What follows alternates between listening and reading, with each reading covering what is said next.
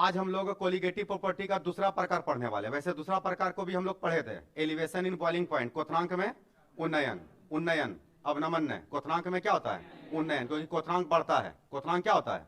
बढ़ता है, तो इसको हम लोग बोले थे क्वथनांक का उन्नयन। तो क्वथनांक में उन्नयन में हम लोग क्या देखे थे? अगर मान लो कि शुद्ध जल है, तो शुद्ध जल है तो वो 100 डिग्री सी पे उबलता है। 100 डिग्री सी पर वो बदल जाता है वेपर में। बदल जाता है किस में? वेपर में। लेकिन अगर उसमें हम लोग नमक मिला दें, या चीनी मिला दें, या यूरिया मिला दें, या ग्लूकोज मिला दें, अगर किसी ओवासिल चीज को हम लोग उसमें मिलाते हैं, तो वो 100 पे उबलेगा कि 100 से ज्यादा पे? 100 से ज्यादा पे। तो इसका मतलब हम लोग का विलयन का जो ताप होगा वो ज्यादा होगा, और शुद्ध का जो विलायक का जो ताप होगा वो कम होगा। तो इसमें टीबीएस जो था वो बड़ा था टीबी नोट से। टीबीएस जो था वो बड़ा था किससे? टीबी नोट से। तो चलो आज का क्लास हम लोग स्टार्ट कर रहे हैं। तो हम लोग का दूसरा नंबर प्रकार चल रहा है। पहला प्रकार पढ़ लिए थे, दूसरे प्रकार का नाम है elevation. Elevation in boiling point. Elevation in boiling point, ठीक से ध्यान देना रहे। एलिवेशन इन बॉइलिंग पॉइंट, क्वथनांक में उन्नयन। तो क्वथनांक में उन्नयन के बारे में हम लोग ये देखे थे कि अगर ताप का बात कर रहे हैं तो हो गया टी, चूंकि बॉयल कर रहे हैं तो नीचे लगा देंगे बी, और शुद्ध है तो लगा देंगे नोट, तो टी बी नोट। तो टी बी नोट क्या है? यह है विलायक का हो गया बॉइलिंग पॉइंट, विलायक का क्वथनांक, विलायक का क्वथनांक। अगर हम लोग बात करें ताप का, फिर से टी, बॉयल इसको भी करना है बी, लेकिन इसमें अगर किसी ओवासिल चीज को मिला देंगे तो वो बन जाएगा सॉल्यूशन। वो क्या बन जाएगा? सॉल्यूशन। तो इसका मतलब टीबीएस जो है ये विलयन का क्वथनांक है, और टीबी नोट जो है ये हम लोग का विलायक का क्वथनांक है। तो दोनों में बड़ा कौन? तो टीबीएस जो होगा वो बड़ा होगा किससे? टीबी नोट से, क्योंकि हम लोग अगर चीनी नमक कुछ भी मिलाएंगे तो उसका क्वथनांक का मान बढ़ जाएगा। 100 पे उबलने की जगह वो 105, 110, मतलब उससे ज्यादा पे उबलेगा। तो जब ज्यादा पे उबलेगा तो इसका मतलब एस का मान ज्यादा होगा और नोट का मान क्या होगा? कम होगा। तो इन दोनों के बीच के अंतर को ही बोले थे एलिवेशन इन बॉइलिंग पॉइंट। तो एलिवेशन इन बॉइलिंग पॉइंट को सूचित करते हैं डेल्टा टीबी से। डेल्टा बताता है अंतर, टी बताता है ताप। बॉयल करना है तो नीचे लगा दिए बी। तो हम लोग से पूछेगा डेल्टा टीबी का सूत्र बताओ, तो बोलेंगे टीबीएस अब माइनस टीबी नोट। टीबीएस में टीबी नोट को क्या कर देंगे रे? माइनस कर देंगे। तो हम लोग का निकल जाएगा क्वथनांक में उन्नयन। क्या निकल जाएगा? क्वथनांक में उन्नयन। तो यहां तक तो कहानी हो चुका था। अब इसके बाद का हम लोग को पढ़ना था राउल्स का नियम। किसका नियम? राउल्स का। तो राउल्स का एक नियम हम लोग पहले पढ़ चुके हैं, वो पढ़े थे आरएलवीपी में। अब जो राउल्स का दूसरा नियम है वो है क्वथनांक में उन्नयन से संबंधित। तो साइंटिस्ट का नाम है राउल्स। तो राउल्स का क्या कहना है वो समझो। इसका कहना है कि क्वथनांक में जो उन्नयन है, क्वथनांक में जो क्या है? उन्नयन है, वो इसी विलयन के मोललता के समानुपाती होता है। इसी विलयन के मोललता के क्या होता है? समानुपाती होता है। इसका क्या मतलब वो समझो। कहता है क्वथनांक में जो उन्नयन है, क्वथनांक में उन्नयन हो गया डेल्टा टीबी। क्वथनांक में उन्नयन क्या हो गया? Delta TB. वो इसी विलयन में मोललता को सूचित किए थे स्मॉल एम से। तोतला भाई था ये, है ना। एक था कैपिटल एम मोलरता, और ये था मोललता। तो कहता है ये मोललता के क्या है? मोललता के समानुपाती है। मोललता के क्या है रे? समानुपाती। तो ये बात को कौन बताया था? राउल्स ने। तो राउल्स का कहना है कि किसी भी विलयन के क्वथनांक का जो उन्नयन है, किसी भी विलयन के क्वथनांक का जो क्या है? उन्नयन है, वो उसी विलयन में, उसी विलयन के मोललता के क्या होता है? समानुपाती होता है। अब तुम लोग को पता है कि जब समानुपाती का चिन्ह हटेगा तो कुछ कांस्टेंट आएगा, तो यहां पर कांस्टेंट आएगा। तो इसका मतलब अगर इसको अगले लाइन में बढ़ाएंगे तो ये जो डेल्टा टीबी है ये जैसे बराबर आएगा तो यहां पे आ जाता है कांस्टेंट। तो कांस्टेंट को कैसे दिखा रहे हैं? के से। लेकिन ये बॉयल हो रहा है, तो बॉयल हो रहा है तो यहां पे लिखते हैं के बी। क्या लिखते हैं? के बी। तो के तो कांस्टेंट रहेगा ही, लेकिन बॉयल कर रहे इसलिए नीचे क्या लग गया? बी। यहाँ पे पहले से कौन चाहिए? पहले से एम है। तो ये हो गया फॉर्मूला। तो फॉर्मूला हो गया डेल्टा टीबी बराबर के बी इंटू एम। के बी इंटू एम, जहां पर डेल्टा टीबी क्या है? तो क्वथनांक में उन्नयन। स्मॉल एम क्या है? मोललता, मोलालिटी, मोलालिटी। तो फिर ये सर केबी क्या है? तो केबी का एक स्पेशल नाम है। पहले तो ये कांस्टेंट है, पहले तो ये क्या है? कांस्टेंट। इसका नाम है मोलल एलिवेशन कांस्टेंट। क्या नाम है? Molal elevation constant. याद करो, तुम लोग को पता है कि मोलालिटी का शॉर्ट फॉर्म मोलल होता है। मोलालिटी का शॉर्ट फॉर्म मोलल होता है, इसलिए इसके नाम में लगा मोलल। एलिवेशन का है क्योंकि टॉपिक है ही एलिवेशन चल रहा है ना। और कांस्टेंट तो ये है ही, तो पूरा नाम है इसका मोलल एलिवेशन कांस्टेंट। तो अगर हम लोग से पूछेगा कि इस केबी का नाम क्या है, तो इसका नाम बताएंगे molal, MOLL, molal elevation, molal elevation constant, molal elevation constant. Hindi में क्या बोलेंगे? हिंदी में बोलेंगे मोलल उन्नयन स्थिरांक। मोलल उन्नयन स्थिरांक है ना, इसको उन्नयन बोलते थे ना, बढ़ रहा है तो इसका नाम है मोलल उन्नयन स्थिरांक। तो ये हो गया किसका नाम? केबी का नाम। ऑब्जेक्टिव में केबी का मात्रक पूछ लेता है। ऑब्जेक्टिव में किसका मात्रक पूछ लेता है? केबी का। तो जरा केबी का मात्रक अगर यहां से निकालना चाहेंगे तो ये गुना में इधर आके किस में हो जाएगा? भाग में। तो अगर ये इधर आ गया, तो अगर ये इस साइड में आ गया तो जरा बताओ यहां पर कि क्या निकल सकता है? तो बोल रहे केबी बराबर क्या होगा? तो केबी बराबर क्या होगा? तो केबी बराबर ई नीचे आ जाएगा, तो ऊपर आ जाएगा डेल्टा टीबी और नीचे आ जाएगा कौन सी? एम। तो जरा बताना कि डेल्टा टीबी का मात्रक क्या होगा? डेल्टा टीबी है क्या? डेल्टा टीबी तो टेम्परेचर है, और टेम्परेचर को एसआई यूनिट में केल्विन में मापते हैं। किसे मापते हैं? केल्विन में। कोई भी ताप हो, कोई भी ताप रहेगा तो ताप का जो मात्रा केमिस्ट्री में लेते हैं वो किस में लेते हैं?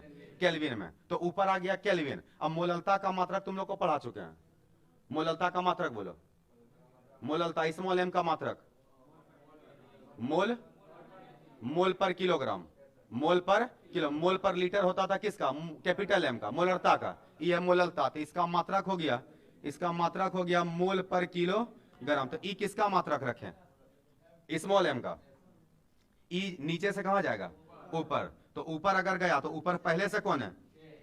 ई माइनस से ऊपर जाके प्लस हो जाएगा, और ई प्लस से ऊपर जाके माइनस हो जाएगा। इसका मतलब मात्रक निकल गया केल्विन किलोग्राम पर मोल। केल्विन किलोग्राम पर मोल। तो अगर ऑब्जेक्टिव क्वेश्चन ने पूछा कि मोलल एलिवेशन कांस्टेंट, मोलल उन्नयन स्थिरांक का मात्रक क्या होता है, तो बताना है केल्विन किलोग्राम पर मोल। केल्विन किलोग्राम पर मोल, याद रहेगा। तो इस केबी का नाम क्या बोले? मोलल एलिवेशन कांस्टेंट, मोलल उन्नयन स्थिरांक, मोलल उन्नयन स्थिरांक। अच्छा, हम लोग चाहेंगे तो यहां पर स्मॉल एम का भी मान रख देंगे। स्मॉल एम का फॉर्मूला तुम लोग को याद है? कैपिटल एम का भी फॉर्मूला तुम लोग को बताए थे, और किसका बताए थे फिर? स्मॉल एम का। तो चलो यहां पर हम लोग स्मॉल एम का भी सूत्र रखते हैं। तो ध्यान देना जरा। तो डेल्टा टीबी बराबर यहां पर आ गया है केबी और इंटू क्या आ गया है? एम। हम लोग एम के मान को रख रहे हैं। तो अगर एम के मान को रखेंगे तो जरा ठीक से देखो, ऊपर तो आ गया केबी, अब यहां इसके जगह पर रखाएगा डब्ल्यू बी। डब्ल्यू बी गुना 1000, अब बटे नीचे आ जाएगा एम बी। नीचे कौन सी आ जाएगा? M B. यहां था विलायक का भार, विलायक के भार को दिखाते थे डब्ल्यू ए से, डब्ल्यू ए से। तो ये है विलायक का भार, ये है विलय के मोल की संख्या। मोल को तोड़े हैं गिवन मास बटे किस में? मोलर मास में। अब ग्राम में है इसलिए ऊपर क्या लगा रहे हैं? 1000। 1000 लगा रहे हैं, समझना कि ये सब जो देगा ये सबको किस में लेना है? ग्राम में। अगर ग्राम में तो 1000 लगेगा, किलोग्राम में तो 1000 नहीं लगेगा। तो ये फॉर्मूला हो गया फाइनली, यहां पर से न्यूमेरिकल बन सकता है। ठीक है, तो ये हो गया टोटल फार्मूला सेकेंड लॉ का। सेकेंड जो हम लोग का कोलिगेटिव प्रॉपर्टी है उसका मेन फार्मूला ये हो गया। क्या यहां तक में किसी को दिक्कत है? नहीं है। तो हमारे ख्याल से तुम लोग को पिछले क्लास में इसका परिभाषा लिखवा दिए थे। लिखवाए थे क्या नहीं लिखवाए थे? इसका परिभाषा तुम लोग को लिखवा दिए थे कि जब किसी वाष्पशील विलायक में अवाष्पशील विलय को मिलाया जाता है तो उसके आकर्षण बल का मान बढ़ जाता है, अर्थात उसके क्वथनांक का मान बढ़ जाता है। क्वथनांक का मान को बढ़ जाना ही क्वथनांक में उन्नयन कहलाता है। क्वथनांक के मान का बढ़ जाना ही क्वथनांक में क्या कहलाता है? उन्नयन। तो जब भी किसी चीज को मिलाएंगे तो उसका टेम्परेचर बढ़ेगा, टेम्परेचर का बढ़ जाना ही कहलाता है क्वथनांक में उन्नयन। क्वथनांक में क्या कहलाता है? उन्नयन, जिसको सूचित करते हैं डेल्टा टीबी से। और वहीं पर से यहां तक शायद लिख करके हम लोग छोड़े थे, है ना। अब इसके बाद सेकंड पैराग्राफ स्टार्ट होगा किससे? राउल्ट से। तो राउल्ट का नियम होगा किससे related? Elevation in boiling point से रिलेटेड। लिखो पॉइंट बना के, पॉइंट बना करके लिखना।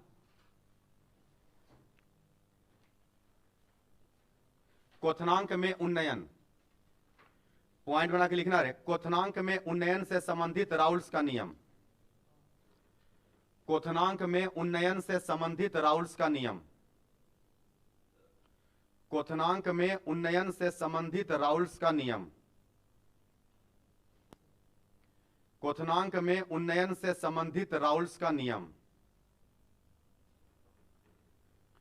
क्वथनांक में उन्नयन से संबंधित राउल्ट का नियम, क्वथनांक में उन्नयन से संबंधित राउल्ट का नियम। अब इसका क्या नियम है? तो नियम यही है कि क्वथनांक में जो उन्नयन है वो उसी विलयन के मोललता के क्या होता है? समानुपाती होता है। तो लिखो उसमें डैश देके लिखना।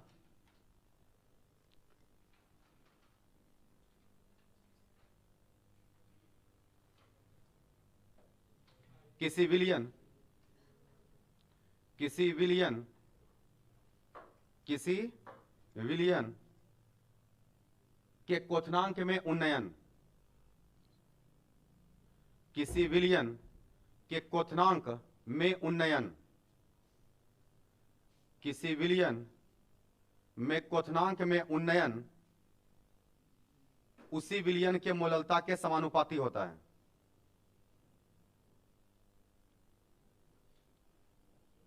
उसी विलयन के मोललता के समानुपाती होता है। किसी विलयन के क्वथनांक का उन्नयन उसी विलयन के मोललता के समानुपाती होता है। उसी विलयन के मोललता के क्या होता है? समानुपाती होता है। तो लिखो वहां पर समानुपाती में लिखना डेल्टा टीबी समानुपाती स्मॉल एम। उसी के नीचे लिखो डेल्टा टीबी समानुपाती स्मॉल एम। डेल्टा टीबी समानुपाती स्मॉल एम। समानुपाती क्या लिखा रे? Small M. अब समानुपाती का चिन्ह हटा तो बराबर आएगा। अब बराबर आएगा तो कांस्टेंट कौन सी आ गया? के बी। तो अब उसके नीचे इसको उतारो, डेल्टा टीबी बराबर, उसके नीचे लिखना डेल्टा टीबी बराबर K B into M. Delta TB बराबर के बी इंटू एम।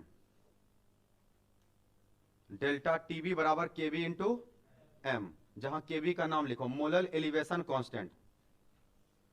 के बी का नाम लिखेगा molar elevation constant.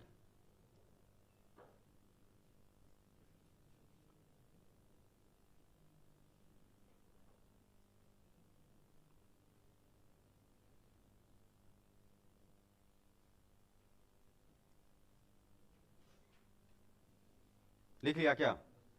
Molar elevation constant, Hindi नाम लिखो उसका मोलर उन्नयन स्थिरांक। हिंदी नाम लिखना मोलर उन्नयन स्थिरांक। मोलर उन्नयन स्थिरांक। मोलर उन्नयन स्थिरांक लिखा क्या? इसका एक और नाम होता है, इसका एक और नाम होता है जो ऑब्जेक्टिव में पूछ सकता है, आज तक पूछा नहीं है। केबी का एक और नाम होता है, इसका नाम है ebullioscopic constant.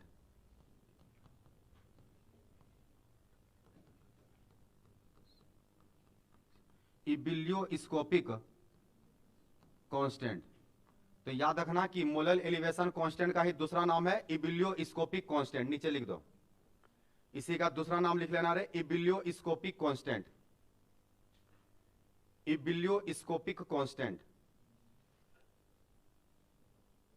EBULLIO, ebullioscopic constant.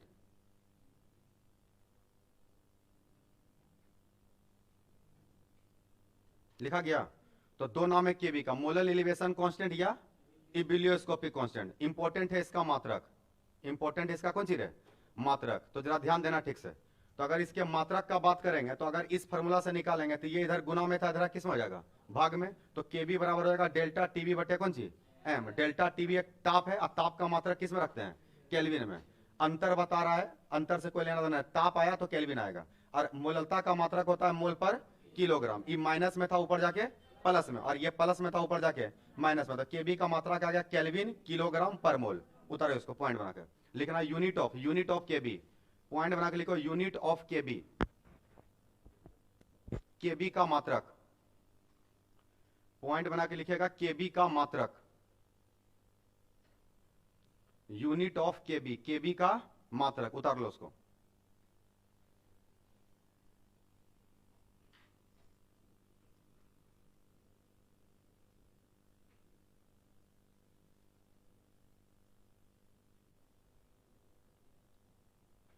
क्या कोई दिक्कत यहां तक में?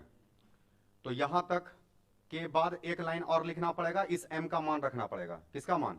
m का मान। मोललता का सूत्र वहां पे रखना पड़ेगा, तो फिर जाकर के पूरा डिटेल वाला फॉर्मूला इसका आ पाएगा। तो डिटेल वाला जो फॉर्मूला है, वो फॉर्मूला के लिए यही वाला था। यहां पे देखो, ये तो यहां तक तो तुम लोग लिख लिया, डेल्टा टीबी भी उतार लिए, केबी भी उतार लिए। ये मान हम लोग किसका रखे हैं? स्मॉल एम का। तो स्मॉल एम क्या होता है? विलय के मोल की संख्या अब बटे विलायक का किलोग्राम में द्रव्यमान। तो विलय के मोल की संख्या को यहां ध्यान दो, स्मॉल एम होता क्या था? तो विलय के मोल की संख्या, और नीचे होता था विलायक का भार, तो WA होता था नीचे। अब इसी का मान रख दिया गया। तो इसका मान अगर तुम लोग रखेगा तो मोल ना है, मोल बराबर होता था गिवन मास अब बटे मोलर मास, तो ई बी था तो इसमें भी बी लग गया और इसमें भी, और नीचे में पहले से चल रहा है डब्ल्यू ए, तो ये ए है किलोग्राम में, परिभाषा कहता है किसमें, किलोग्राम, और नोमरिकल देता कौन सी में है, ग्राम में, तो अगर ग्राम में दिया तो ऊपर में 1000 लेगा, तो ई मान है किसका, स्मॉल एम का, बस उसी के मान को यहाँ पे क्या कर दिए हैं, पुट कर दिए हैं। आ रहा है बात समझ में? तो ध्यान रखना नोमरिकल जो देगा वो ग्राम में देगा, अगर ग्राम में है तो ऊपर कितना लगा देना है, 1000 लगा देना। डब्ल्यू ए जो देगा वो किस में देगा, ग्राम में देगा। तो फाइनल फार्मूला ये है, इसको उतारो, डेल्टा टीबी बराबर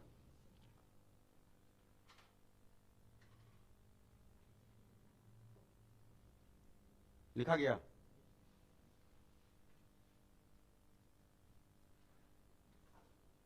तो डेल्टा टीबी किस पे डिपेंड करता है, डेल्टा टीबी किस पे डिपेंड करता है, विलय के कणों की संख्या पर कि विलय के परिकीर्ति पर, विलय के कणों की संख्या पर। कण कौन है, यही है कण, यही कौन है, कण।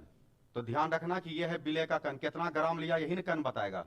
ध्यान रखना नीचे क्या है, तो नीचे है उसका मोलर मास, नीचे उसका कौन सी है, मोलर मास। तो मोलर मास तो अलग अलग फार्मूला के लिए अलग अलग हो जाएगा, तो ये हो जाएगा मोलर मास। तो ध्यान रखेगा ये फार्मूला हो गया हम लोग के लिए। तो हम लोग दो को पढ़ लिए, पहला नंबर पे पढ़ लिए आर एल वीपी, और दूसरा नंबर पे पढ़ लिए डेल्टा टीबी, डेल्टा टीबी। और ये दोनों डिपेंड करता है विलय के कणों की संख्या पर, विलय के कणों की संख्या पर, विलय के कणों की संख्या पे ये डिपेंड करता है। अच्छा ये केबी किस पे डिपेंड करेगा, ये केबी किस पे डिपेंड, ये तो कांस्टेंट ना है, ये क्या है, कांस्टेंट है। याद रखना कि ई इसको विलय के कणों से कोई लेना देना नहीं रहता है, ये डिपेंड करता है विलायक पे। ये किस पे डिपेंड करता है, विलायक पे। तो ये डिपेंड करता है विलायक के परिकीर्ति पर। तो याद रखना इधर का मामला अलग है, इसका मामला अलग है। लिखना जरा केबी के बारे में, केबी के बारे में पॉइंट बना के लिखो, केबी, केबी विलायक के परिकीर्ति पर निर्भर करता है। पॉइंट बना के, केबी विलायक के परिकीर्ति पर निर्भर करता है, केबी विलायक के परिकीर्ति पर निर्भर करता है, केबी विलायक के परिकीर्ति पर निर्भर करता है। मतलब ये डिपेंड करेगा कि तुम जो घुला रहा है वो पानी में घुला रहा है कि बेंजीन में घुला रहा है। नोमरिकल मेनली दो चीज में देता है, पानी में और किस में, बेंजीन में। तो दो केबी तो कांस्टेंट न रहेगा, तो पानी केबी के लिए, जल के लिए केबी का मान अलग होता है और बेंजीन के लिए केबी का मान अलग होता है। ये कांस्टेंट मान है, बदलता नहीं है। तो लिख लो पॉइंट बना के कितना होता है, वैसे नोमरिकल में देता है फिर भी लिख लो।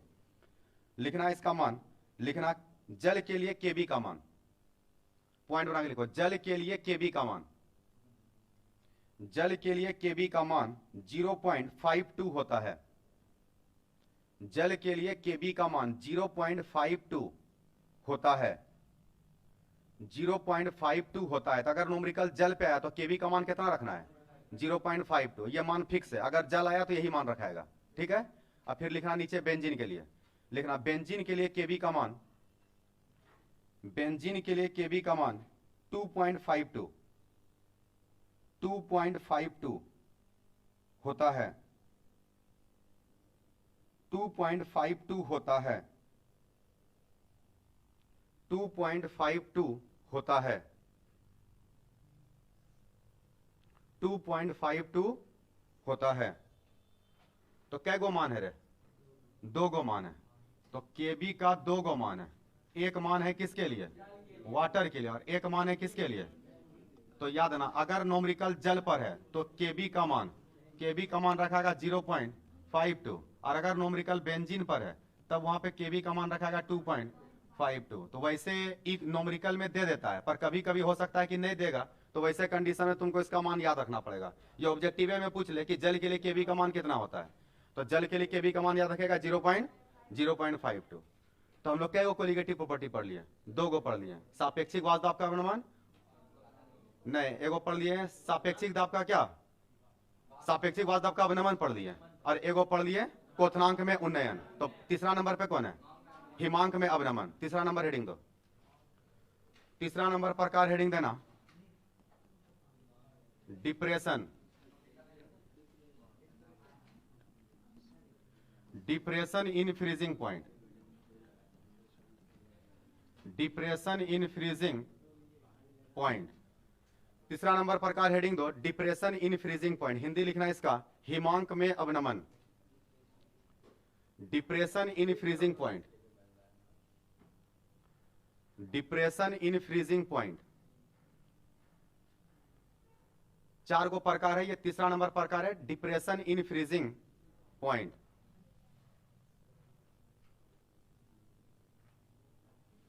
हिंदी लिख लेगा, हिमांक में अवनमन। हिंदी लिख लेगा, हिमांक में अवनमन। अवनमन का मतलब क्या होता है? घट जाना। अवनमन का मतलब क्या होता है? घट जाना। तो इसका मतलब डिप्रेशन का मतलब भी क्या होगा? घट जाना। डिप्रेशन का मतलब भी क्या होगा रे? घटना। क्या घटेगा यहाँ पे? तो ताप घटेगा। क्या घटेगा? इतना घटेगा कि फ्रीज हो जाएगा। इतना घटेगा कि क्या हो जाएगा? फ्रीज हो। फ्रीज मतलब क्या हो जाना? जम जाना। फ्रीज होने का मतलब क्या हो जाना? जम जाना। तो अगर हमको पानी को जमाना हो, अगर पानी को जमाना हो तो कितना पे जमेगा? 0 डिग्री सी पे। तो 0 डिग्री सी पर जो वाटर है वो आइस बन जाता है, सॉलिड हो जाता है। पर कहता है यहां पे बात जम जाता है। 0 डिग्री सी पे क्या होता है? जम जाता है। ध्यान देना जरा रे, फ्रीज हो जाता है। तो ताप तो यहां पर भी है, तो क्या आ गया? टी। इस बार बॉयल कर रहे हैं कि फ्रीज कर रहे हैं? फ्रीज। फ्रीज कर रहे हैं तो नीचे बी नहीं लगेगा, एफ लगेगा। और अगर शुद्ध जल है तो नीचे ऊपर में नोट लगेगा। समझ में आ रहा है? तो इसका मतलब एक सिंबल बन गया टी एफ नोट। तो बताओ दूसरा क्या होगा?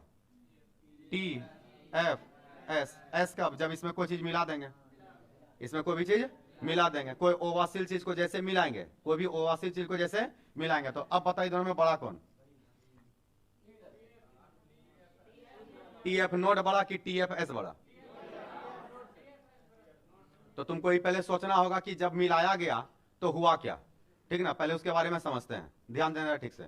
तो मान लो कि पहले शुद्ध जल था, वो 0 डिग्री सी पे जम रहा था। अब तुम उसमें नमक डाल दिया। क्या डाल दिया? नमक। तो बताओ नमक के डालने पे वो 0 पे ही जमेगा कि पहले जम जाएगा कि और माइनस में जाके जमेगा? और माइनस में जाके जमेगा। तो माइनस में जाएगा तब तो नाम में डिप्रेशन लगेगा, मतलब और घट जाएगा। और क्या हो जाएगा? घट जाएगा। जरा समझना। तो इसका मतलब ये हुआ कि शुद्ध जल तो 0 डिग्री सी पे जम जाता है, लेकिन अगर उसमें नमक या चीनी या तुम कुछ मिला दिया तो इसका मतलब वो 0 डिग्री सी पे जमने वाला अब नहीं है। वो जमेगा जरूर, लेकिन वो जाना पड़ेगा उसको माइनस में। -5 पे जम जाए, -4 पे जम जाए, -8 पे जम जाए, मतलब वो चला जाएगा किस में? माइनस में। तो होता क्या है कि नमक के डालने से क्या होता है ना कि जब जमता है ना तो वो ऑर्डर में आना चाहता है, और नमक उसको ऑर्डर में आने से रोकता है। नमक उसको ऑर्डर में आने से क्या करता है? रोकता है। तो अगर ऑर्डर में उसको आना ही है तो वो 0 पे आने नहीं देता है। तो और जब नीचे जाता है तब जाकर के वो ऑर्डर में आता है, और ऑर्डर में आता है तब वो सॉलिड स्टेट में आता है। तब वो किस स्टेट में आता है? सॉलिड स्टेट में। तो बर्फ का बनना मतलब क्या? सॉलिड में आ जाना। तो सॉलिड में तो जैसे तुम शुद्ध पानी में नमक को डाला तो शुद्ध जल तो 0 पे जम गया, लेकिन जब नमक डालता है तो नमक उसको जमने से क्या करता है? रोकता है। क्योंकि जमने का मतलब है ना कि मॉलिक्यूल अरेंज होगा। मॉलिक्यूल क्या होगा? अरेंज। और उस अरेंजमेंट में रुकावट डालता है नमक या चीनी। नमक या चीनी या जो ओवासिल चीज को तुम उसमें डाला है। तो ई क्या करता है कि अगर उसको ऑर्डर में लाना है तो उसको निगेटिव में जाना पड़ जाता है, और चूंकि घट जाता है इसलिए उसके नाम में क्या लग जाता है? डिप्रेशन रहता है, अवनमन लग जाता है। उसके नाम में क्या लगता है? अवनमन। तो इसका मतलब सर ई तो कम से कम 0 डिग्री का बात कर रहा था। अगर पानी का बात कर रहे तो ये बात कर रहा है कितना डिग्री का? 0 डिग्री का। लेकिन ई तो माइनस में चला गया। अब कितना माइनस में गया ही नहीं पता है, तो एक्स मान लिए। ठीक है ना? एक्स मान लिया। तो मान लिया कि -x डिग्री पे चला गया। तो दोनों में बड़ा कौन हुआ? तब कौन बड़ा हुआ? माइनस वाला बड़ा होगा कि 0 बड़ा होगा? 0 वाला बड़ा होगा। इसका मतलब इस बार नोट बड़ा होगा और एस छोटा होगा। इसके पहले वाला में उल्टा था। इसके पहले वाला में एस बड़ा था और नोट छोटा था। इसमें नोट बड़ा होगा और एस छोटा। क्यों? क्योंकि ये निगेटिव में जा रहा है। क्योंकि ये किस में जा रहा है? नेगेटिव में। तो निगेटिव में जा रहा है तो छोटा हो जाएगा, 0 से भी छोटा हो गया। तो अगर ध्यान देना रे, ध्यान देना। तो इसका मतलब अगर हम बड़ा में छोटा को घटा दे तो बड़ा हो गया, ध्यान देगा, बड़ा हो गया टीएफ नॉट। इसमें माइनस कर देंगे किसको? टीएफएस को। तो दोनों के बीच के अंतर को दिखाते हैं किससे? डेल्टा से। टेम्परेचर क्या लगेगा? टी। अब फ्रीज कर रहे हैं तो ये फॉर्मूला बन गया डेल्टा टीएफ का। तो डेल्टा टीएफ का फॉर्मूला हो गया TF not minus TFS. Formula हो गया टीएफ नॉट माइनस टीएफएस। तो ये डेल्टा टीएफ है क्या? इसी का तो नाम है, इसी का नाम है डिप्रेशन इन फ्रीजिंग पॉइंट। इसी का नाम है डिप्रेशन इन फ्रीजिंग पॉइंट। तो हिमांक में अवनमन, हिमांक के अवनमन को सूचित करते हैं किससे? डेल्टा टीएफ से। डेल्टा टीएफ से। डेल्टा टीएफ का फॉर्मूला हो गया टीएफ नॉट माइनस टीएफएस। मतलब उसी के जैसा है, बस उसमें बॉयल कर रहे थे, इसमें फ्रीज करेंगे। उसमें गर्म किए थे, इसमें ठंडा करेंगे। यही कर रहे हैं? तो यही कर रहे हैं। चल ध्यान देना जरा सही तरीका से। तो ये तो हो गया पहला पार्ट। अब जरा समझना इसका परिभाषा क्या लिखेंगे। तो परिभाषा क्या लिखेंगे, तो जब शुद्ध विलायक में, जब शुद्ध विलायक में किसी ओवासिल विलय को मिलाया जाता है, जब किसी शुद्ध विलायक में किसी ओवासिल विलय को क्या कहता है, मिलाया जाता है, मिलाया जाता है, तो आकर्षण बल बढ़ जाने के कारण, आकर्षण बल बढ़ जाने के कारण इसके हिमांक का मान घट जाता है। इसके हिमांक का मान क्या होता है, घट जाता है। हिमांक का घट जाना हिमांक में अवनमन कहलाता है। हिमांक का मान घट जाना हिमांक क्या कहता है, अवनमन, अवनमन कहलाता है। इसे डेल्टा टीएफ से सूचित किया जाता है, ठीक है ना। इसका मात्र, इसका फॉर्मूला हो जाएगा टीएफ नॉट माइनस टीएफएस, लिखना इसमें।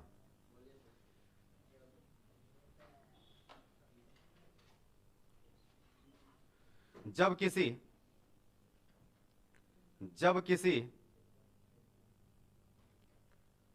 वाष्पशील विलायक,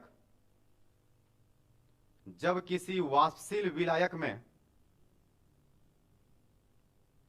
जब किसी वाष्पशील विलायक में ओ वाष्पशील विलय, जब किसी वाष्पशील विलायक में ओ वाष्पशील विलय को मिलाते हैं,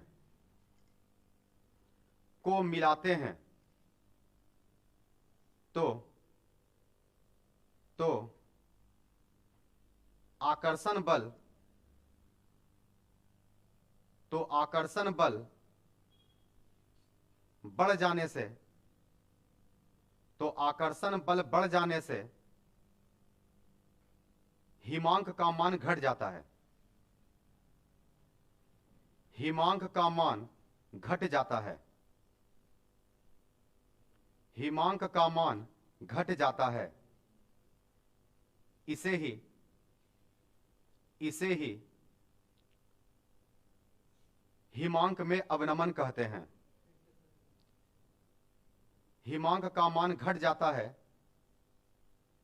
हिमांक का मान घट जाता है, इसे ही हिमांक में अवनमन कहते हैं, इसे ही हिमांक में अवनमन कहते हैं। लिखा। इसे डेल्टा टीएफ से सूचित किया जाता है, इसे डेल्टा टीएफ से सूचित किया जाता है, इसे डेल्टा टीएफ से सूचित किया जाता है।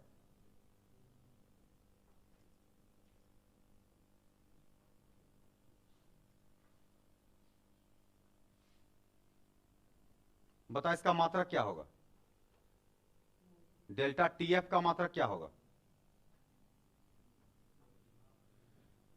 डेल्टा परिवर्तन है, एफ फ्रीज कर रहा है, फ्रीज करने में ताप का ही खेला हो रहा है, और ताप कहीं पे आएगा तो केल्विन, तो इसका मात्रक हो गया केल्विन। डेल्टा टीबी का भी मात्रक केल्विन, इसका भी मात्रक, मात्रक तो तब बदलेगा जब के वाला बात आएगा, के बी या के एफ, के बी या के एफ। तो याद ना, इसका मात्रक कौन सी होगा, केल्विन। कोई भी कहीं पर भी टी देख लेना, जैसे टी देखना, चाहे वो टी नोट हो, टी एस हो, डेल्टा टी हो, कुछ भी हो, टी आया कि ताप, ताप आया, ताप आया तो केल्विन हो जाएगा, ताप आया तो क्या हो जाएगा, केल्विन। तो इस सबका मात्रक पूछेगा तो याद रखना, मात्रक कौन सी होगा, मात्रक हो जाएगा केल्विन। इस सबका मात्रक किस में जाएगा रे, केल्विन में जाएगा। तो क्या यहां तक लिखा गया, यहां तक लिखा गया। अब बताओ कि टीएफ नोट क्या है, टीएफ नोट क्या है, शुद्ध विलायक, जल भी बोल सकते हैं लेकिन विलायक बोलेंगे, ठीक है ना। तो शुद्ध विलायक का क्या, शुद्ध विलायक का क्या, क्या है इसका नाम, डेल्टा टीएफ नोट का नाम क्या है, शुद्ध विलायक का हिमांक, शुद्ध विलायक का हिमांक। शुद्ध है तो नोट लगा, नोट है तो विलायक है, और फ्रीज न कर रहे हैं, फ्रीज को कहते हैं हिम करना, जमाना, तो इसको बोलते हैं शुद्ध विलायक का हिमांक। इसको बोलो क्या बोलेगा, अशुद्ध न, बिलियन, बिलियन का हिमांक, इसको बोलेंगे बिलियन का हिमांक। क्या बोलेंगे, बिलियन का हिमांक। एस लगेगा तो बिलियन, और नोट रहेगा तो विलायक, नोट रहेगा तो विलायक। लिखो पॉइंट बना के, पॉइंट बना के लिखना। विलायक के हिमांक को, विलायक के हिमांक को विलायक के हिमांक को टीएफ नॉट, विलायक के हिमांक को टीएफ नॉट, विलायक के हिमांक को टीएफ नॉट से सूचित करते हैं, विलायक के हिमांक को टीएफ नॉट से सूचित करते हैं, जबकि विलियन के हिमांक को, जबकि विलियन के हिमांक को, जबकि विलियन के हिमांक को टीएफएस, टीएफएस से सूचित करते हैं। लिखने का तरीका याद रखना, टी नीचे में एफ ऊपर में एस, टीएफएस से सूचित करते हैं। लिखा गया। अब बता दोनों में बड़ा कौन और छोटा कौन? ई बड़ा और ई छोटा। ई बड़ा काहे हो रहा है? क्योंकि कम से कम ई जीरो पे जम तो रहा है। ई तो जैसे नमक या कुछ भी गया तो ई तो चला जा रहा है किस में? माइनस में। तो जीरो से छोटा हो जाएगा माइनस वाला, इसलिए ये बड़ा और ये छोटा है। तो नीचे लिखना T F note greater than T F S, नीचे लिखेगा T F note greater than T F S, T F note greater than T F S. तो अगर हम लोग बड़ा में किसको घटा दें? छोटा को, तो दोनों के बीच का अंतर निकल जाएगा। तो नीचे सूत्र लिखो, इसलिए नीचे सूत्र लिखना रहे, इसलिए डेल्टा टी एफ, इसलिए डेल्टा टी एफ बराबर, इसलिए डेल्टा टी एफ बराबर T F note minus T F S, T F note minus T F S. तो उसी के जैसा है, उसमें खाली बॉयल कर रहे थे, इसमें फ्रीज कर रहे हैं। अब उल्टा हो गया कंडीशन, उसमें एस बड़ा था, इसमें नोट बड़ा है। क्या यहां तक क्लियर है? अब इसमें भी नियम आ जाएगा किसका? राउल्स का। तो जैसे राउल्स का नियम आएगा, जैसे राउल्स का इसमें नियम आएगा, तो जरा ठीक से ध्यान देना रे। तो राउल्स का नियम आएगा तो क्या होगा? राउल्स का नियम बताएगा कि डेल्टा टी एफ जो होता है वो समानुपाती होता है किसके? समानुपाती होता है एम के। ठीक से ध्यान दो, समानुपाती होता है एम के। तो डेल्टा टी एफ जैसे समानुपाती का चिन्ह हटेगा तो बराबर आएगा, और बराबर आएगा तो के तो आएगा ही, लेकिन यहाँ बी आएगा। वहां पे बॉयल कर रहे थे तो बी आ रहा था, लेकिन यहाँ तो फ्रीज नहीं कर रहे हैं। अब फ्रीज कर रहे हैं तो क्या लगेगा? एफ। तो के एफ और इंटू क्या हो जाएगा रे? एम। तो बताओ इस के एफ का नाम, के एफ का नाम, तो इसके कारण हुआ molal, M O L A L, molal. लेकिन यहाँ पे हो जाएगा डिप्रेशन, वहां पे था एलिवेशन, यहाँ पे कौन सी हो जाएगा? डिप्रेशन। तो नाम होगा मोलल डिप्रेशन कांस्टेंट। पॉइंट बना के लिखना, हिमांक में अवनमन से संबंधित राउल्स का नियम। पॉइंट बना के नीचे लिखना, हिमांक में अवनमन से संबंधित, हिमांक में अवनमन से संबंधित राउल्स का नियम, हिमांक में अवनमन से संबंधित राउल्स का नियम।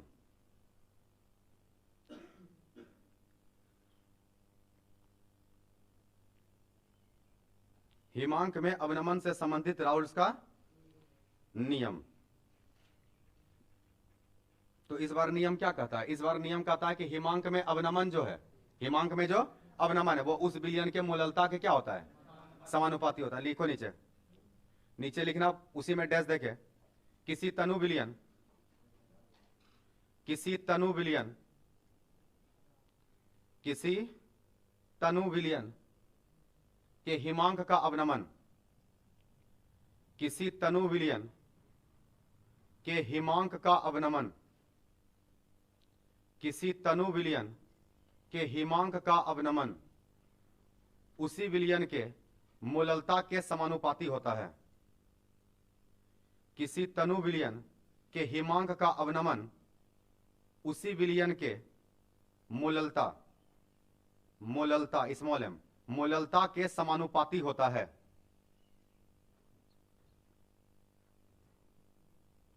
मूललता के समानुपाती होता है। तो उतारो सूत्र, डेल्टा टी एफ समानुपाती स्मॉल एम। मोलल उसको बोले थे उन्नयन, इसको बोलेंगे अवनमन। मोलल अवनमन स्थिरांक, हिंदी नाम लिखना रे, मोलल अवनमन स्थिरांक। हिंदी में लिखेगा मोलल अवनमन स्थिरांक। केबी का नाम है, केएफ का नाम है मोलल अवनमन स्थिरांक, उसमें उन्नयन था, इसमें अवनमन है, याद रखना। बी आएगा तो उन्नयन, एफ आएगा तो अवनमन। एफ में घट रहा है इसलिए अवनमन, बी में बढ़ रहा है इसलिए उन्नयन। यहां तक लिखा या? उसका एक और नाम बताए थे, इबिलियोस्कोपिक कांस्टेंट, तो इसका भी एक और नाम है, इसका नाम है क्रायोस्कोपिक कांस्टेंट।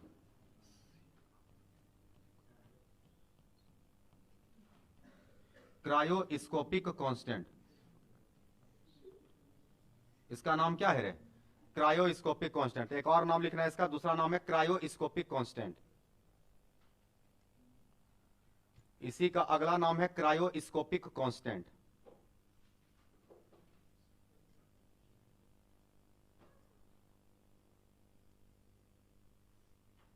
लिखा या? Cryoscopic constant. तो अब हम लोग किसका मान रखेंगे? m का। तो अगर m का मान रख दे तो जरा बताओ कि क्या आएगा फॉर्मूला? डेल्टा TF बराबर, यहां ध्यान दो, यहां पे क्या आ जाएगा? यहां पे आ जाएगा KF। बताओ रे स्मॉल m का मान, स्मॉल m का मान है WB गुना 1000, नीचे MB गुना WA। तो ये है फाइनल फॉर्मूला। अब उसके नीचे फॉर्मूला इसको उतारो, डेल्टा TF बराबर स्मॉल m का मान भी रख दिया गया।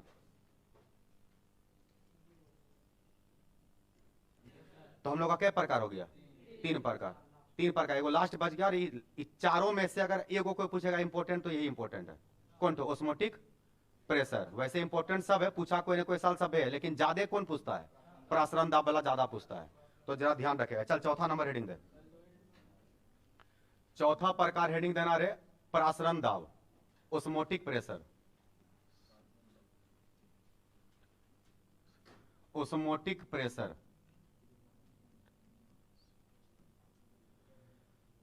चौथा नंबर हेडिंग देगा ऑस्मोटिक प्रेशर, हिंदी लिखना प्रासरण दाब।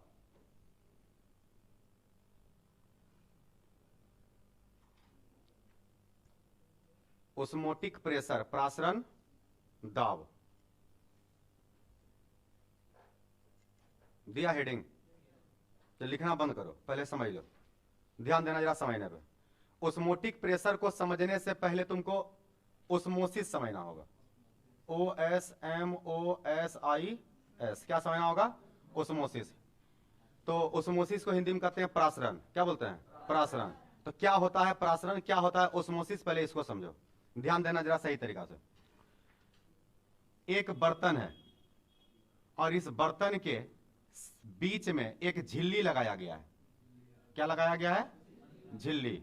इस झिल्ली का नाम है SPM। SPM है semi permeable membrane. Semi permeable membrane, Hindi में कहते हैं अर्धपारगम्य झिल्ली। हिंदी में क्या बोलते हैं? अर्धपारगम्य झिल्ली। इस झिल्ली का कुछ खासियत है। खासियत यह है कि इससे पानी पास होता है लेकिन नमक चीनी पास नहीं होता। मतलब विलायक पास होता है लेकिन विलेय पास नहीं होता है। तो जरा समझना ठीक तरीका से। इस साइड में पिस्टन लगा हुआ है। क्या लगा हुआ है? पिस्टन। पिस्टन उसको कहते हैं जो ऊपर नीचे आ जा सके, पिस्टन। तो अगर ऊपर नीचे अगर कोई चीज आ जा सकता है तो उसको हम लोग क्या बोल देते हैं? उसको बोल देते हैं पिस्टन। अब समझो इधर है शुद्ध जल, इधर है कौन चीज है? शुद्ध जल। और इस साइड में है विलयन, इस साइड में है सॉल्यूशन, इस साइड में क्या है? सॉल्यूशन है। और ये बीच में लगा हुआ है झिल्ली। इस झिल्ली में बहुत छोटा छोटा छिद्र है। इस झिल्ली में बहुत ही छोटा छोटा क्या है रे? छिद्र है। अब होता क्या है कि इस झिल्ली को केवल पानी ही पास कर पाता है, विलय का कण इसको पास नहीं कर पाता है। तो होगा क्या कि इधर पानी का क्वांटिटी ज्यादा है और इधर पानी का क्वांटिटी कम है। काहे कम है? क्योंकि इधर विलयन है, इधर क्या है? विलयन है। विलयन है मतलब इसमें नमक मिला हुआ है या चीनी मिला हुआ है या ग्लूकोज मिला हुआ है। तो इस सब का काम होता है पानी को पकड़ के रखना। चिपचिपापन ज्यादा हो जाएगा, चिपचिपापन ज्यादा हो जाएगा। तो इसका मतलब इसमें भी पानी और इसमें भी पानी, लेकिन इसमें विलायक का परसेंट, इसमें केवल विलायक है तो इसमें विलायक का परसेंटेज ज्यादा है। तब होगा क्या कि इधर से विलायक निकल करके इधर जाने लगेगा। तो जब इधर से विलायक निकल के इधर आने लगेगा तो इधर को बोल दिए तनु विलयन, इधर को बोल दिए सांद्र विलयन, क्योंकि इधर खाली पानी है ना है, तो इसको बोल देंगे तनु विलयन, इधर कर देंगे सांद्र विलयन। तो तनु विलयन से विलायक निकल के जाने लगेगा किसमें? सांद्र में। तो जब तनु विलयन से विलायक अर्ध पारगम झिल्ली को पार करके सांद्र विलयन में प्रवेश करने लगता है, तो ऐसे प्रोसेस को ही ओस्मोसिस कहते हैं। ऐसे प्रोसेस को ही क्या कहते हैं? ओस्मोसिस कहते हैं। बात समझ में आ रहा है? वैसे ओस्मोसिस का भी दो प्रकार होता है, एक को कहते हैं इंडोस्मोसिस और दूसरे को कहते हैं एक्सोस्मोसिस। इंडोस्मोसिस और एक्सोस्मोसिस, ध्यान दो जरा ठीक से। इंडोस्मोसिस और एक्सोस्मोसिस, इंड का मतलब है अंदर आना और एक्स का मतलब है बाहर जाना।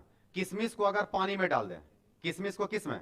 पानी में। तो किशमिश को अगर पानी में डालेंगे तो किशमिश के अंदर पानी आएगा कि किशमिश का पानी पानी में चल जाएगा? किशमिश के अंदर पानी में। इसका मतलब यह हुआ कि बाहर का चीज अंदर आ रहा है, बाहर का चीज अंदर आता है, वो भी ओस्मोसिस, और उसको बोलते हैं इंडोस्मोसिस।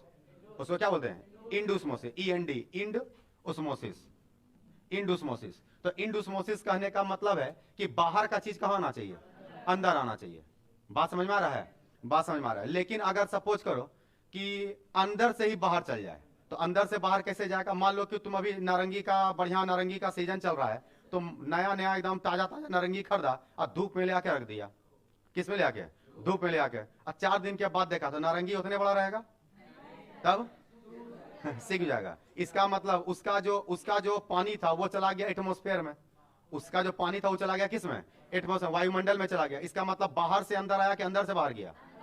अंदर से बाहर गया। जब अंदर से बाहर जाने लगे तो उसको बोलता है एक्सोस्मोसिस। उसको क्या बोलता है रे? इसका मतलब ओस्मोसिस का कई टाइप? 2 टाइप। इसका मतलब ओस्मोसिस है क्या? ओस्मोसिस है कि पानी का चाहे तो बाहर से अंदर आना या अंदर से बाहर जाना। तो इस प्रोसेस को बोलते हैं ओस्मोसिस। इस प्रोसेस को क्या बोलते हैं रे? इस प्रोसेस को बोलते हैं ओस्मोसिस। तो आगे का जरा कहानी ठीक से समझेगा। तो अब हो क्या रहा है कि इधर तनु विलयन है, इधर कौन विलयन है? सांद्र विलयन है। तो तनु विलयन में वाटर परसेंटेज ज्यादा है, विलायक का मात्रा ज्यादा है, तो ये इधर से निकल करके इधर जाएगा। तो जब तनु विलयन का विलायक अर्धपारगम झिल्ली को पार करके सांद्र विलयन में प्रवेश करने लगे तो ऐसी प्रक्रिया को ही ओस्मोसिस कहते हैं। ऐसे प्रक्रिया क्या बोलते हैं? ऐसे प्रक्रिया को ओस्मोसिस कहते हैं। दाब अभी बात नहीं की है, अभी इतना पहली बात की है कौन सी का? अभी बात की केवल प्रासरण का। प्रासरण क्या होता है समझ गया? तो अगर कोई एक लाइन पूछे प्रासरण क्या है, तो बोलना है कि तनु विलयन का विलायक अर्धपारगम झिल्ली को पार करके जब जाने लगे किस में? सांद्र विलयन में, तो ऐसी प्रक्रिया को ओस्मोसिस कहते हैं। ऐसे प्रक्रिया को ओस्मोसिस कहते हैं, प्रासरण कहते हैं। क्या बोलते हैं? प्रासरण कहते हैं। अब क्वेश्चन है प्रासरण दाब क्या है? दाब मतलब कुछ दाब लगाया जाएगा। अब ठीक है ना? अब जरा ध्यान देना ठीक से।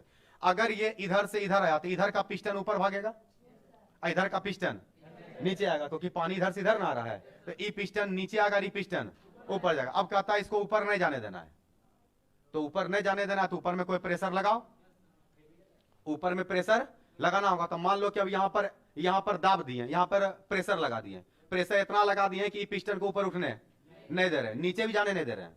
ऐसा नहीं कि ज्यादा कर दिया तो यही पचक गया। बात समझ में आ रहा है? इसका मतलब जहां पर है उसको वहीं पे कांस्टेंट रखना है। तो कांस्टेंट रहेगा।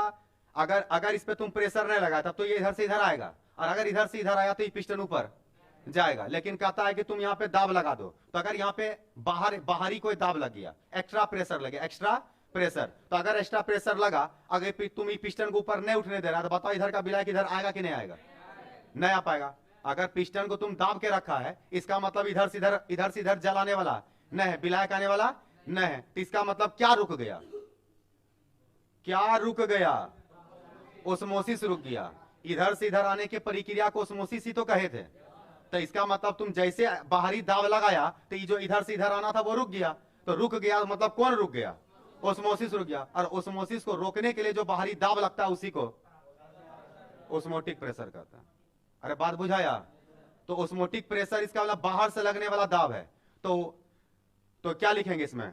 बाहर से लगने वाला वैसा दाब, बाहर से लगने वाला वैसा दाब जो ओस्मोसिस के प्रक्रिया को रोकता हो, जो ओस्मोसिस के प्रक्रिया को रोकता हो, तो वैसे दाब को ओस्मोटिक प्रेशर कहते हैं। इसे पाई से सूचित किया जाता है। इसे सूचित किससे करते हैं रे? पाई से। याद रखेगा, इसको पाई से सूचित करते हैं। क्या याद रहेगा बात? तो फिर से समझो। तो अब जो तनु विलयन का विलायक था वो जा रहा था किसमें? सांद्र विलयन में। तो तनु विलयन के विलायक को, जब तनु विलयन का विलायक अर्धपारगम झिल्ली को पार करके सांद्र विलयन में प्रवेश करता है तो इसको तो बोले ओस्मोसिस। तो ओस्मोसिस को रोकने के लिए जो बाहरी दाब को लगाया जाता है, उस बाहरी दाब का ही नाम है ओस्मोटिक प्रेशर। ओस्मोटिक, इसका मतलब ओस्मोटिक प्रेशर को अगर लिखना है तो पहले तुम किसको लिख देना? ओस्मोसिस को, ताकि ओस्मोसिस क्लियर हो जाए, तब ना समझेगा कि कौन दाब लगाया और काहे लगाया। तो याद ना, ओस्मोसिस को रोकने के लिए जो बाहरी दाब लगाते हैं उसी को ओस्मोटिक प्रेशर कहते हैं। और उसी को सूचित कर दिया पूरे चैप्टर में किससे है? पूरे चैप्टर में सूचित कर दिया है पाई से। तो पाई किसको रोकता है? ओस्मोसिस को रोक देता है। किसको रोक देता है? ओस्मोसिस को रोकता है। और एसपीएम का खासियत क्या है? इसका क्वेश्चन आएगा कि एसपीएम के द्वारा कौन पास होता है? विलायक। विलायक के अनुपास होते हैं, विलायक के अनुपास होते हैं, लेकिन विलेय के अनुपास नहीं होते हैं। क्या कोई दिक्कत है? नहीं है। इसका मतलब पहला हम लोग इसको किसमें लिखेंगे? ओस्मोसिस लिखेंगे। उसमें पहला नंबर में लिखो ओस्मोसिस, बाद में ओस्मोटिक प्रेशर पे आएंगे। उसी में पॉइंट बना के लिखो ओस्मोसिस। ओस्मोसिस, OSMOSIS, उसे में लिखना रे ओस्मोसिस।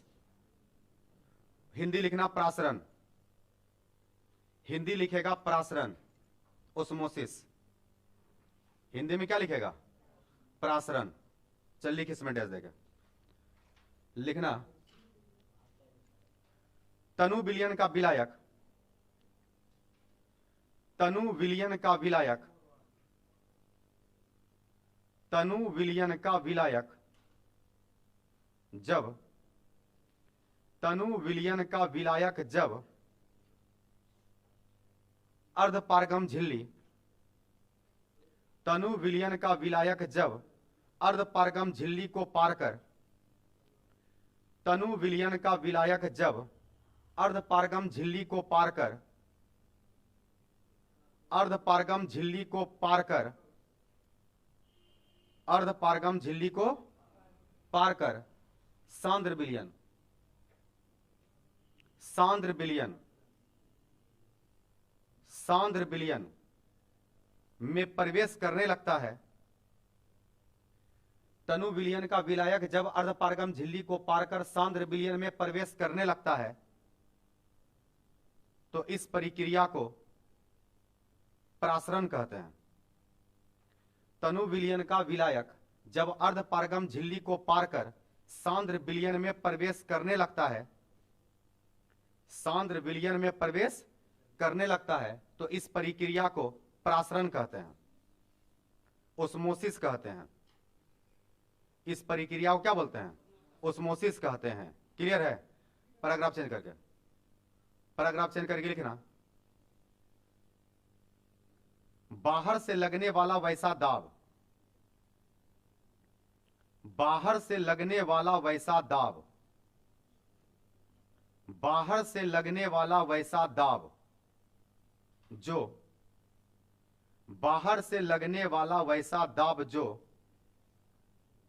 ओस्मोसिस, बाहर से लगने वाला वैसा दाब जो ओस्मोसिस, ओस्मोसिस की प्रक्रिया को रोक देता हो, बाहर से लगने वाला वैसा दाब जो ओस्मोसिस की प्रक्रिया को रोक देता हो, बाहर से लगने वाला वैसा दाब जो ओस्मोसिस की प्रक्रिया को रोक देता हो, तो वैसे बाहरी दाब को ही, तो वैसे बाहरी दाब को ही प्रासरण दाब कहते हैं।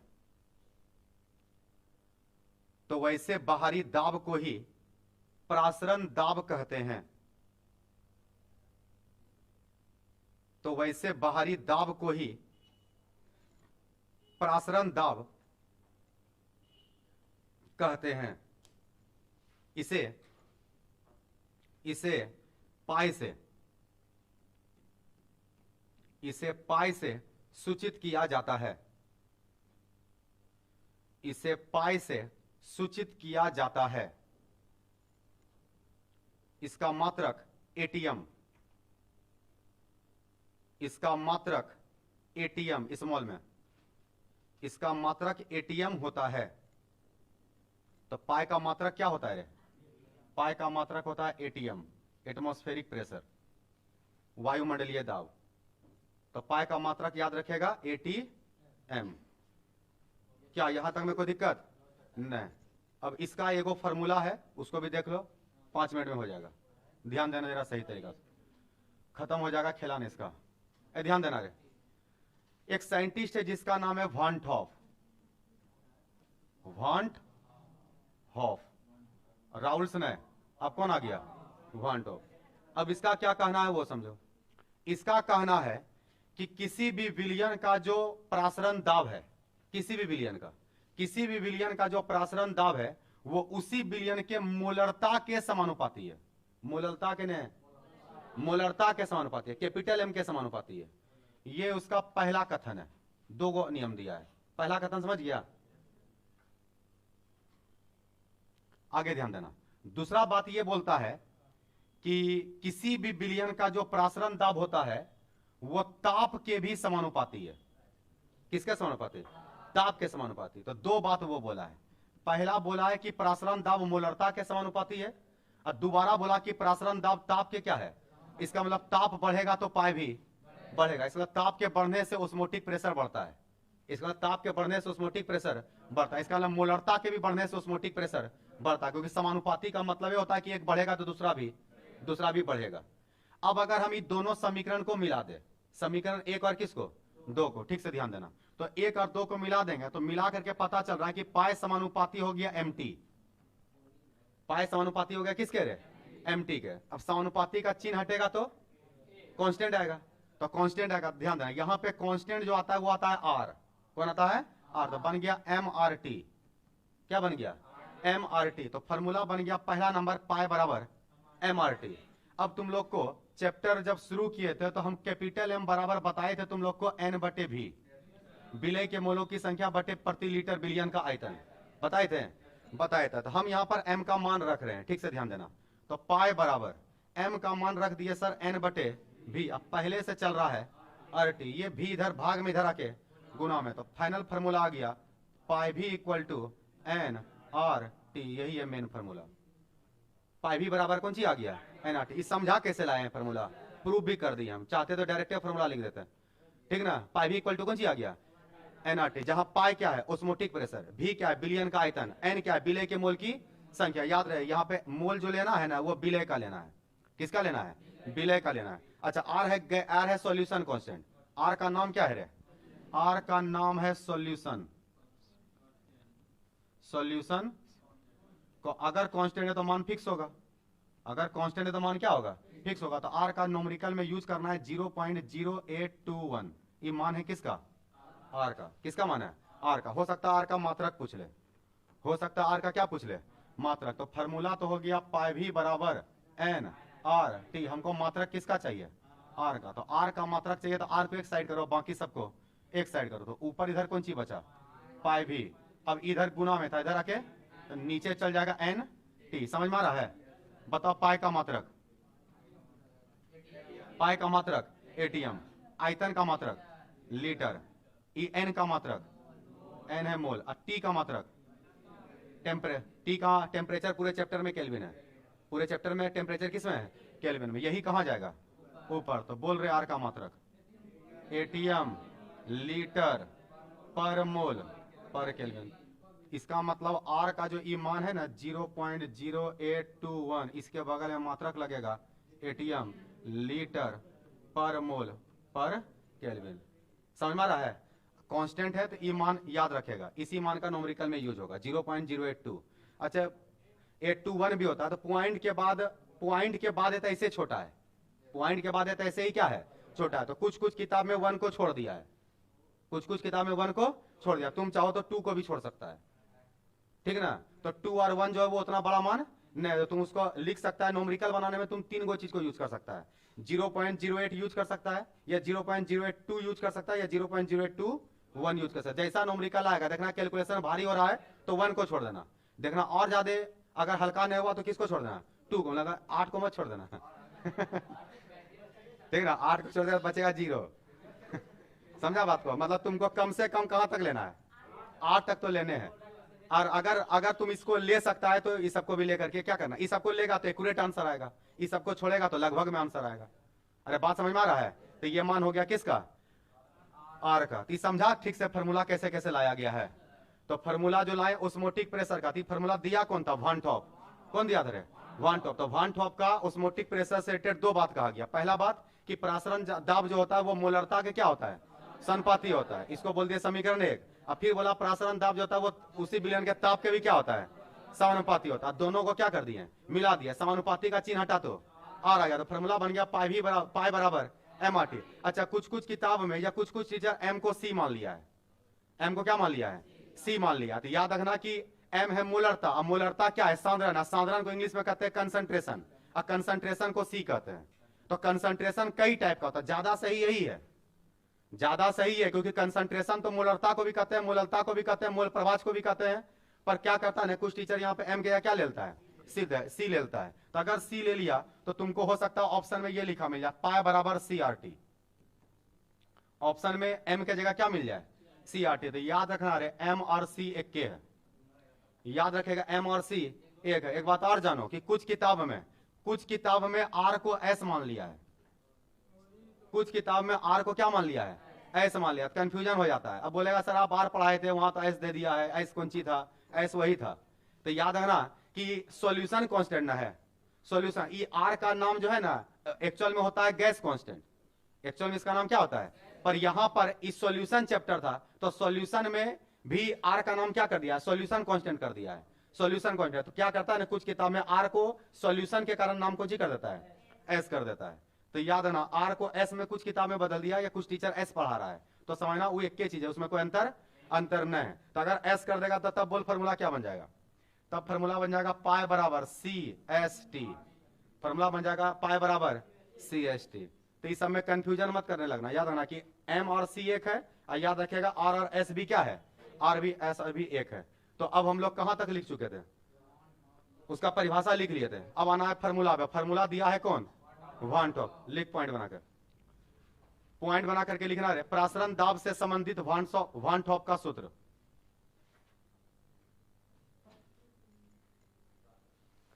प्रासरण दाब से संबंधित वान टॉप का सूत्र, प्रासरण दाब से संबंधित वान टॉप का सूत्र लिखा। वान टॉप का क्या लिखा, सूत्र। तो कै गो परिभाषा है, 2 गो पॉइंट है, दोनों पॉइंट लिखना पॉइंट बनाकर। पहला पॉइंट में लिखना, किसी तनु विलयन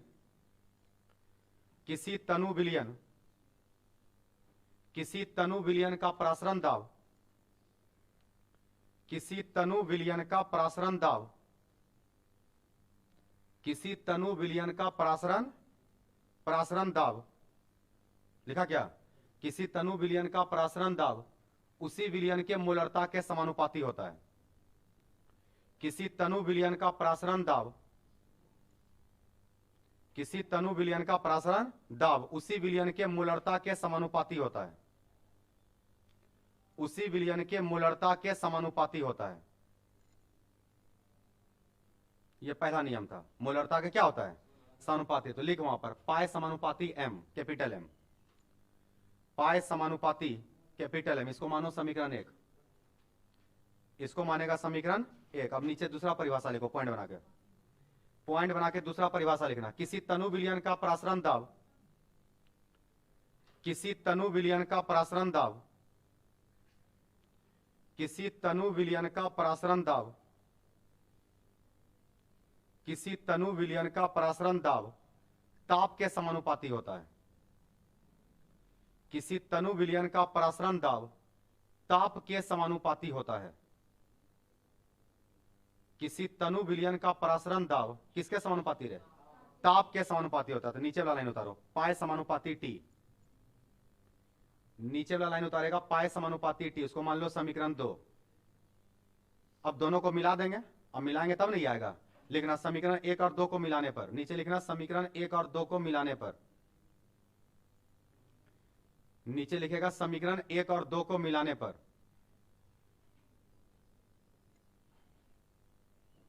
तो नीचे लिखो, मिलाने पर क्या आ जाएगा, पाई समानुपाती MT, नीचे लिखना रे पाई समानुपाती MT,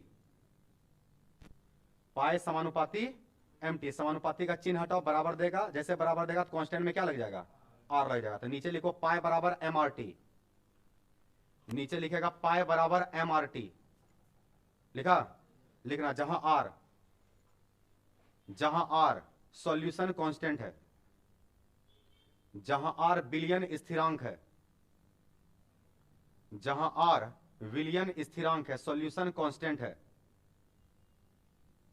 जहां R सॉल्यूशन कांस्टेंट है, जिसका मान 0.0821, जिसका मान 0.0821 होता है, जिसका मान 0.0821 होता है, और वहीं पे लिख देना R बराबर S। कुछ किताब में R को क्या मान लिया है, S मान लिया है। क्लियर है? तो अभी तुम लोग कहां तक पहुंच गया था, पाई बराबर क्या हो गया था, MRT। अब M का सूत्र रख देगा N बटे कौन सी, V। मोलरता बराबर विलय के मोलों की संख्या, विलय के मोलों की संख्या, अब बटे बिलियन का कौन सी, आयतन। ई भी चले जाएगा इधर तो बन जाएगा पाई भी बराबर NRT। तो अब इसको उतारो, पाई बराबर लिखना रे NB बटे भी RT, इस लाइन को उतारो। अब फिर भी इधर भाग में था, इधर लाके गुना में कर दो, पाई भी बराबर NRT। मेन फॉर्मूला ये है, पाई भी बराबर कौन सी, NRT।